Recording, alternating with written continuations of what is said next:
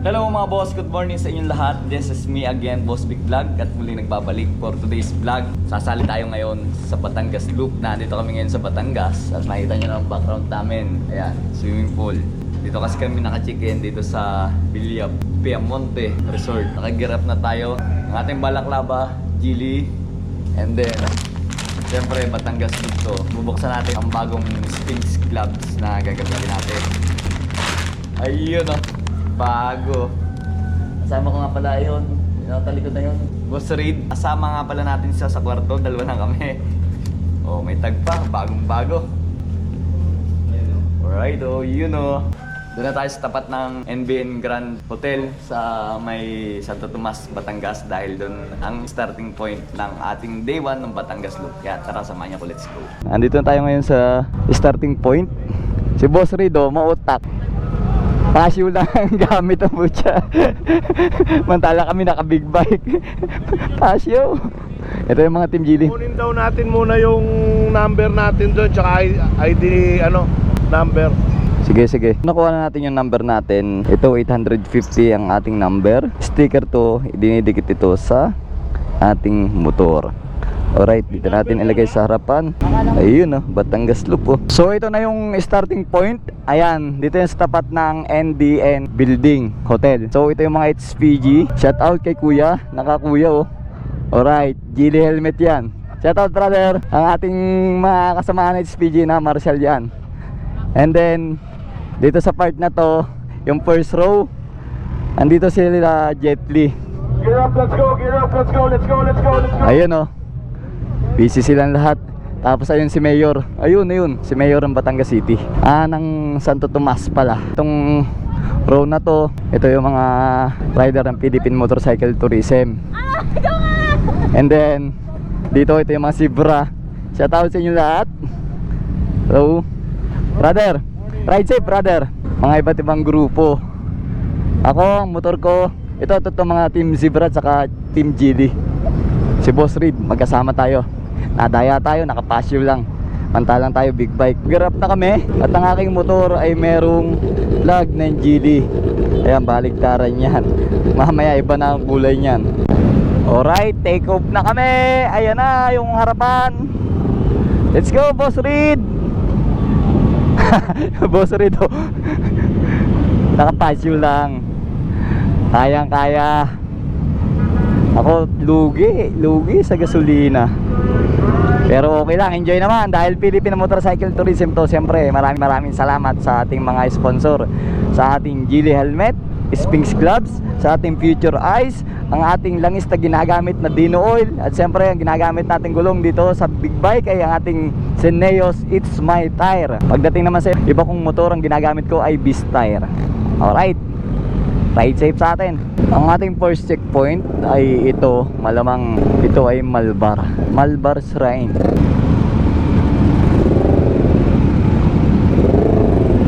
Dumaan muna tayo dito sa munisipyo ng Santo Tomas, Batangas. Sapagkat ang Santo Tomas, Batangas ay siyang host city ng ating Batangas Loop, ay meron dun sumasayaw. Hindi lang tayo makalapit dahil napakaraming rider. Subukan natin lumapit kung makapagparada tayo dun sa harapan. So ito yung Malbar Shrine, pamahalaang bayan ng Santo Tomas, Batangas. Ito ay sa harapan ng munisipyo. At ayan, nagsasayaw sila. Alright, ito yung pinakaharapan talaga ng kanilang munisipyo. Andito sila Jet Li, nasa harapan. May-ari ng Wiltec. Puga, nasa harapan.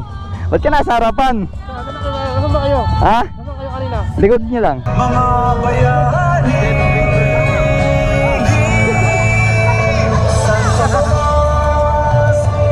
Senator JB, Mayor. Tatlong mayor yan. Hindi ako kilala ni Jet Li. Okay, 0.5. Hindi ako kilala ni Jet Li. Boss Jet Li, nauna na. Nasa harapan sila, nakasis yung HPG. And then sunod tayo. Wow, si kuyang PWD rider kasama. Ang galing, sundan natin. Ito si kuyang rider na PWD oh, ang galing oh. Converted yung kanyang cambio sa kamay dun sa bandang kanan. Try nating dikitan para makita nyo kung anong klaseng motor ang gamit niya. Ayan o, 400 siya na Dominar. O diba? Ang galing si Boss Joe. Shout out sa kanya. So nakamit na sa atin siya kahapon dun sa grid, sa starting point. Ang galing niya. Talagang yung hilig, wala talagang makahadlang sa hilig mo. Kung gusto mo yung hilig mo, talagang gagawan mo ng paraan, diba? Hindi hadlang ang kapansanan para maabot ang kanyang kaligayahan. Alrighty. Ayan sila.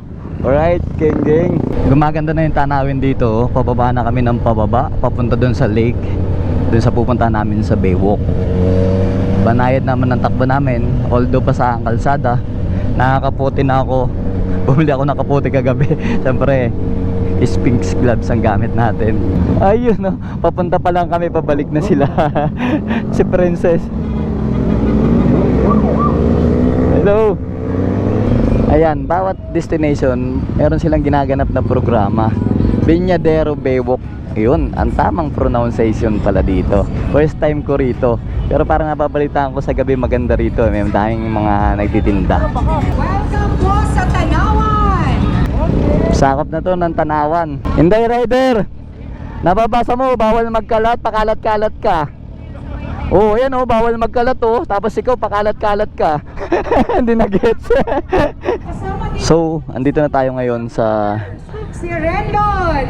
Bañadero Baywalk ang tawag dito. Nakikita nyo naman yung lake. At susunod na tayo sa ating next destination sa Fantasy World. Let's go. Sakop na yun ng Lemery, Batangas. Alright, let's go, Batman! Ang tagapagligtas ng mga naapi. Si Pugamuto. Oy!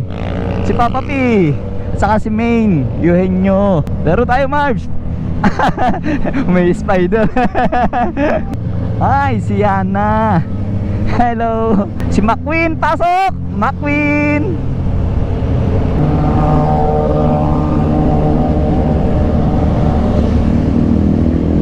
Si ano yun, hindi ko malaman kung si Abinomoto or si Beauty Cake.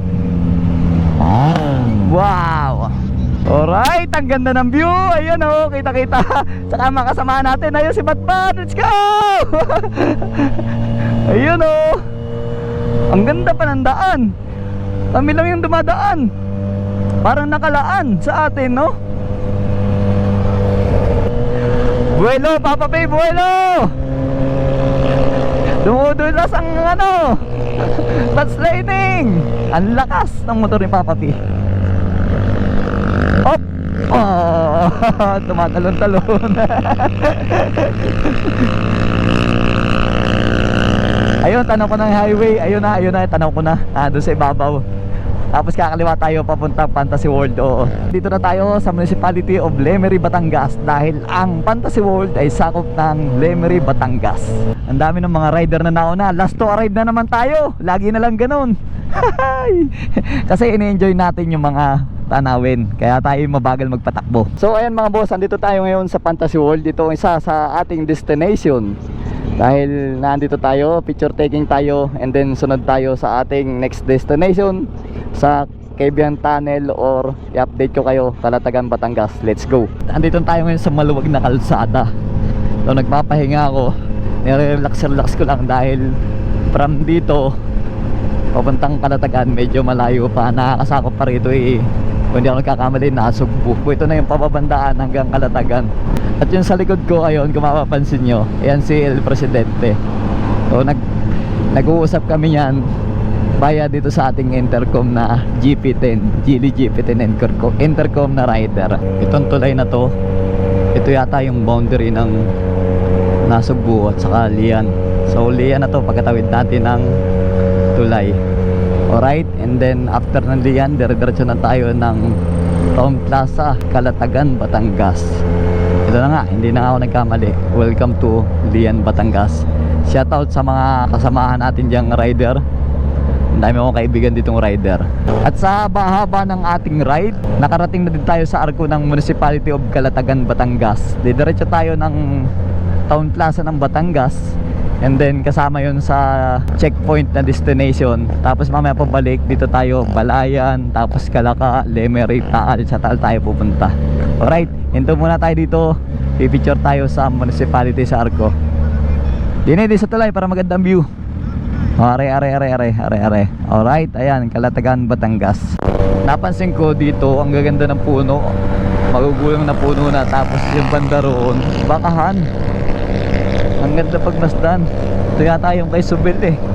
Bakahan Kabayuhan. Ang galing ah. Ay ala Subil nga. Ito nga yung bakahan. Galing oh. Ang ganda ng tingnan dahil ang ganda ng puno. So andito lang tayo sa bayan ng Calatagan. Parang town plaza. Doon talaga yung destination natin. Sige po, tawid po. Parang one way ang kaliwa. Ayan oh, may mga marshal. May nakapaglit sa atin, tropa natin mga big bikers. Paras kami ng motor. Siyempre, pinaganda. Dito sa MDRRMO. Walang baha rito, kaya habang walang baha, kakain tayo ito. Pakita ko sa inyo. Ayan na oh. Ano gare? Hibe? Panlok sa gulay. Hibe? Alamang. Oh, ayan. Alamang. Tapos ari maliliit na. Naku, ari ang pampabata. Mario, bawal sa ito. El Presidente, bawal ari. Oh, tapos ari din. Naku, walang po pwede sa iyo. Yung dalawang magkaklase, mababawasan na lang. Magiging isa na lang. Sisig, bawal din sa iyo. Walang dalawang maintenance. Oo, di ba? Brother, may asin ka dyan? Asin? Tarlac City. Ano? Ay, ito. Pwede. Minudo. Brother, lahat ay bawal sa matanda. Di na ibig. Maring may asin ka. Bakit? Ay, Baka may gulay kayo dyan. Dito, boss. So ayan, maraming salamat brother sa pag-ibig. Nakalibre tayo ng tanghalian. Boss, thank you. Saka yung may Habang walang baha, kami. Si Papa P. Oh, ang bait ni Papa P. Buti hindi mainit. Ang bait, oh. Hindi nagsasalita. Maraming salamat po. Ayun na, kaya na tayo. Boss Rin, ano? Ayos. Hindi naman ganyan eh. After na namin kumain sa Calatagan, Batangas, maraming salamat kay paring Brian at saka sa kanyang mga kasamahan dahil pinaghandaan tayo ng pagkain pananghalian. So andito tayo ngayon sa Calatagan pa rin pero papunta tayo ng Lighthouse. Ang ganda pala ng daan nga dito, papunta ng Santiago Lighthouse. May maladaanan ka mga baka.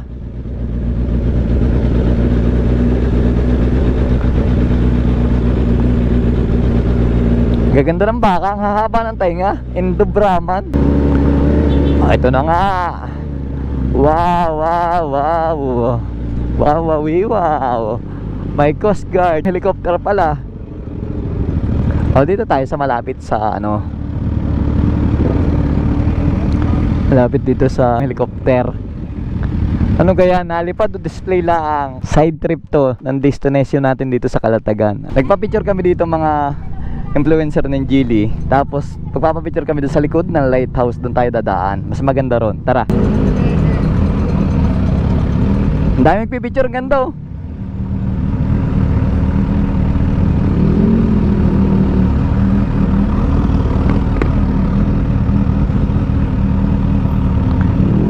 Diba? Ang ganda niyan dito sa likod ng lighthouse.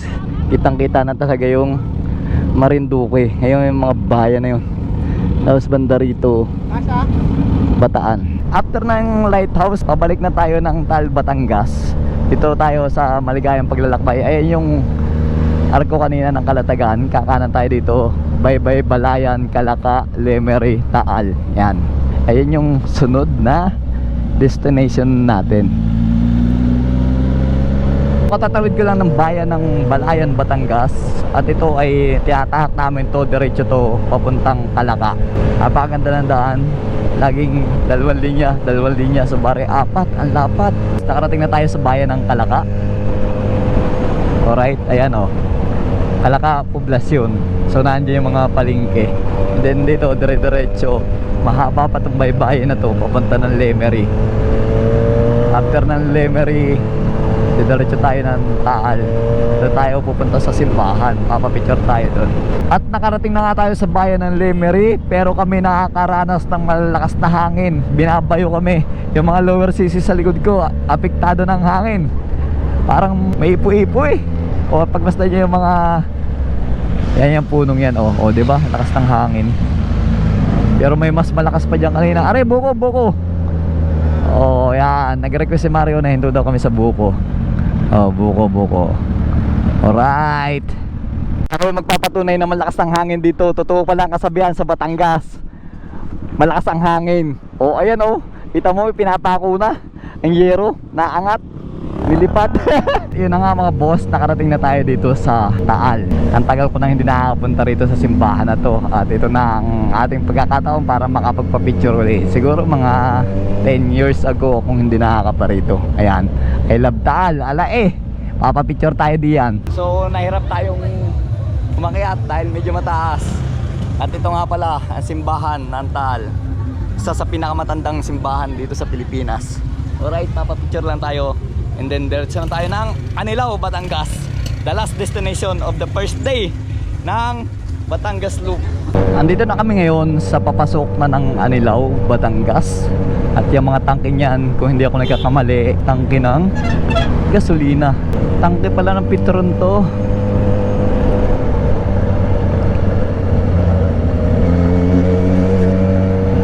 Oo nga, Batangas Terminal. Ayun oh, I love San Francisco.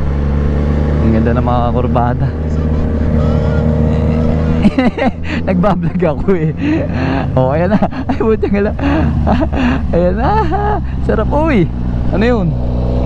Parang may baliso sa gitna ng kalsada. Hindi, naantay ko nga sila. Ba't wala? Sarap dito, ang lamig oh. Kita mo yung hangin oh. Papaganon din. Dahan-dahan daw. Papa P, dahan-dahan daw. Sabi ni ano. Africa Twin, ang ganda naman nun. Tapos dito sa tuktok na pababa na, natatanaw natin yung mga housing, napakaganda pagpasdan. Tapos yung background nila bundok. Sarap sigurong manirahan dito. Napakaganda talaga ng lalawigan ng Batangas. Kaya maraming salamat sa pag-discover sa tinatagong ganda ng Batangas. Sana nakuhanan ko yung mga ganda at saka historical taste ng ating Batangas, buong lalawigan ng Batangas.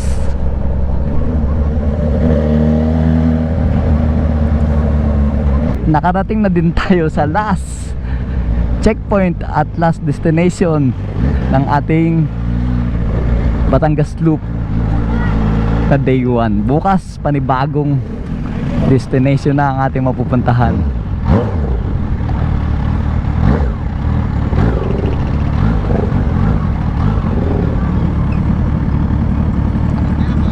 Dito lang, dito sa ano port, diretso lang, diretso.